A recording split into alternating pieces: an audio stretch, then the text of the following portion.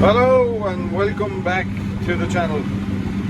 I haven't made a video in ages and ages and ages. Just so much going on all the time. The camera was the last thing on my mind. So anyway, it's a little bit peaceful this evening. So I'd whip it back out and make a video. So here I am. I'm baling some very light grass, and truth be told, I'll be hoping there'll be as little bales as possible here because for drawing them, it's a real pain of a place to get into a trailer. So if there was only one trailer load here, it'd suit me, but we've 5 already, so we'll probably have over 20, surely have over 20 in the whole lot. But it'd be very handy if we didn't have. I'd be thinking we're definitely going to. I can actually smell oil here now somewhere, so I'm going to get out and give a look. See where it's coming out of. We'll leave this one tie and give me a wrap and cut down the ribs and turn off the video.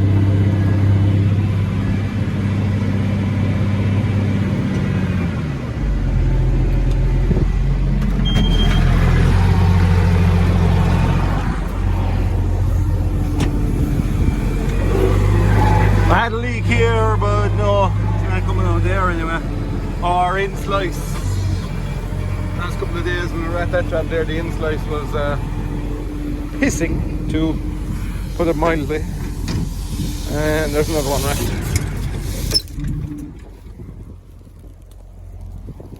This really light stuff is impossible to make a good bale, but there's a fair shoulder in the month now. Oh, that's a good bale. That's a good bale. The coon, I think is it properly pronounced, is flying it. Nothing to do with it this year. Pulled it straight out, straight to work. No, I greased it and done all them things to it. You should see the way it's chopping, and I haven't even edged the knives in it yet, and she's over. I think there's about 12,000 bales in it now, so yeah, still on our first set of knives. I haven't even pulled them out and edged them. I'm not used to that. I used to be pulling them out every couple of 100 bales and edging them, which is chopping them absolutely perfect and putting no additional load on the tractor. Like normally they will chop away, but they what was I saying? Normally they will chop away, but they'll create serious drag and take an awful lot more horsepower than should be when they're gone blunt. Start up a video again.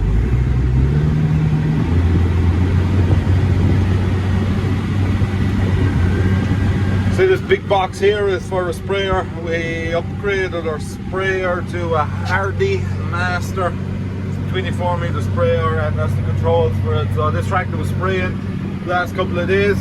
You're probably wondering why the steyr isn't on the baler, and the steyr is it's actually at our mechanic's place, because some of you would have noticed that in the last video I put up, the tractor was coming up the yard and she was very, kind of tutting, missing kind of. So we had hoped that because the injectors were newly reconditioned, we had hoped that it would take it a while for the engine and injectors to learn the pattern of each other, but we were advised that that shouldn't be the case. So last week the mechanic whipped out an injector, we sent it away to the firm that refurbished them, and they were happy with the results of it on the bench. So now he's after swapping injectors around, and he reckons the miss is moving with that injector. He also blanked it and the miss went out of it. So what we reckon is that because when they're testing them, they're using a higher quality of fuel than you get the diesel is put in the tractor. They're probably using like basically a standardine or something like that as their test fluid, because obviously they have to have a high quality fluid for that, whereas we're just using diesel that you put in the tractors. So maybe that's where our our injector is messing up. So you could use away the tractor perfect, but I have plenty of them at the minute and I didn't particularly need it, so I told him just keep it, and you know, he can be going through it in his own time. And to be fair to the man, if you don't put him under pressure, he's happy and he's very thorough and things like that. So I was as well just to leave it. When we can work without it, we'll probably get it back in action there someday next week. But like I say, I've loads of tractors at the minute and we've got a bit of help and everything, so I wasn't stuck for it, you know. We haven't pulled out the butterfly mowers yet either, and that's one reason why this is on the baler.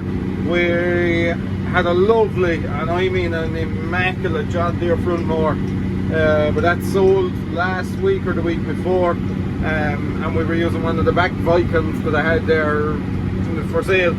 We were using that, and to be fair, that mower is home and lovely as well, but we just didn't bother pulling out the triples when we had them there. I wanted to trial it this year. I don't know what we're going to do yet.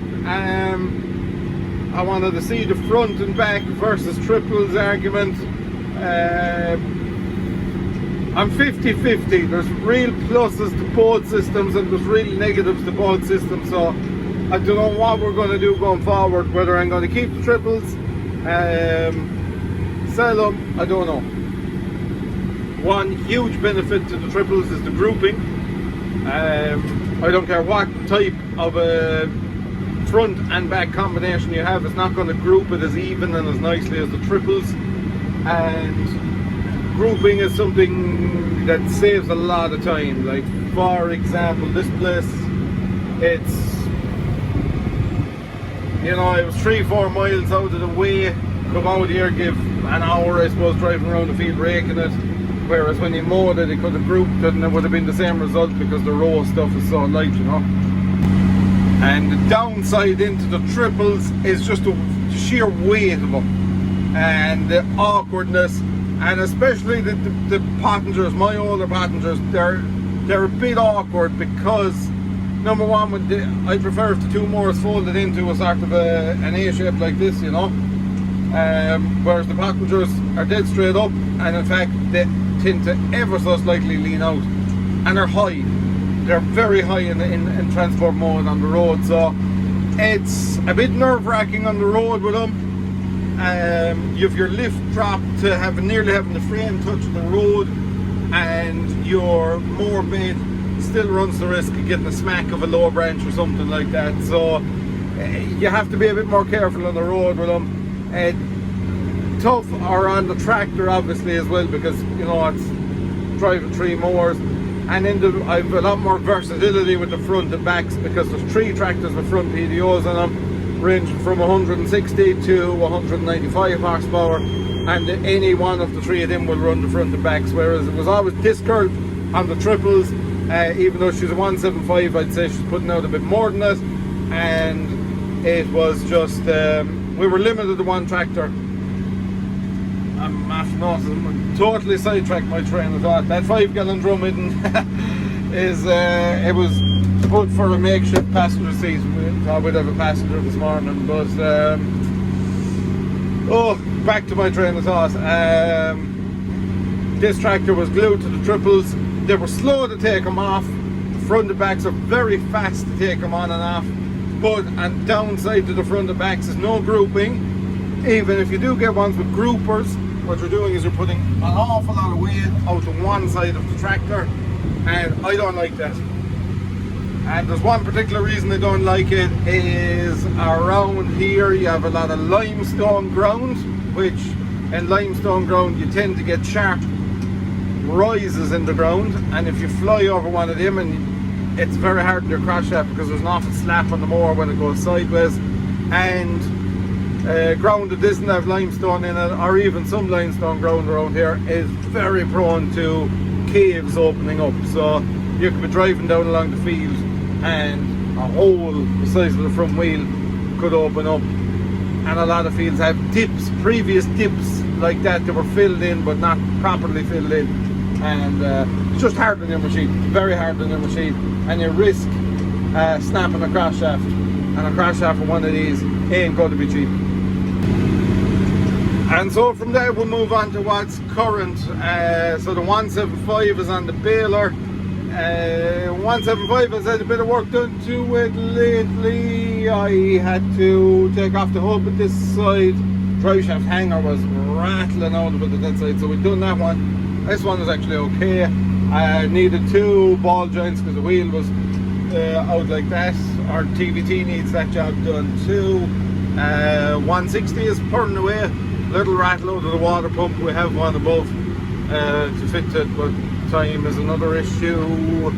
Maxim is out of the shed.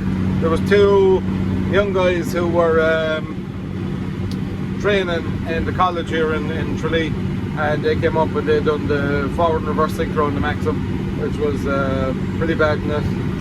And our 9145 is hanging around. She's doing tether duties at the minute. We also brought a CS150 from France. Bit of a long-winded story. Nice tractor. I think there's about 8,000 hours on that. Typical French tractor. Badly needs to be cleaned, valeted, polished, and all those kind of things. One thing that really annoyed me, and was the guy I bought it off of, and it's not very common you come across these kind of things, but it does happen from time to time. It's something I get very, very annoyed about. So much so that a friend of mine in France even paid him a visit, but to no avail. So basically I bought the tractor with very good tyres on it. There was actually Michelins on the front, but they then subsequently disappeared off of the tractor. But anyway, you see this? This is a classic example of what happens. It's a day later, it's nearly 24 hours later. I'm getting back to finishing this video. But anyway, what I was going on about is that CS that we brought in from France. Your man took it upon himself to take the 2 tyres off the front of it. There was 2 very good tyres on it, and he put on 2 off a silage bit in the front of it, like so. That stuff is annoying. It's very, very annoying. And I suppose when you're importing stuff, it's a risk, and it eats into, or like totally blows what you could possibly make out of something to sell it on again. So that's the risk, and that's the chance you take with importing that stuff. But if I'm in the area with my van, I'll call in and I'll tell him I'm bringing the cops with me, like, because he stole off me. So, and I will get my 2 tyres off of him. But whether I'll be there or not, I don't know. I kind of plan on maybe taking the van over later in the year anyway, because I need to spend a bit of time in France and Holland and just organise a few things.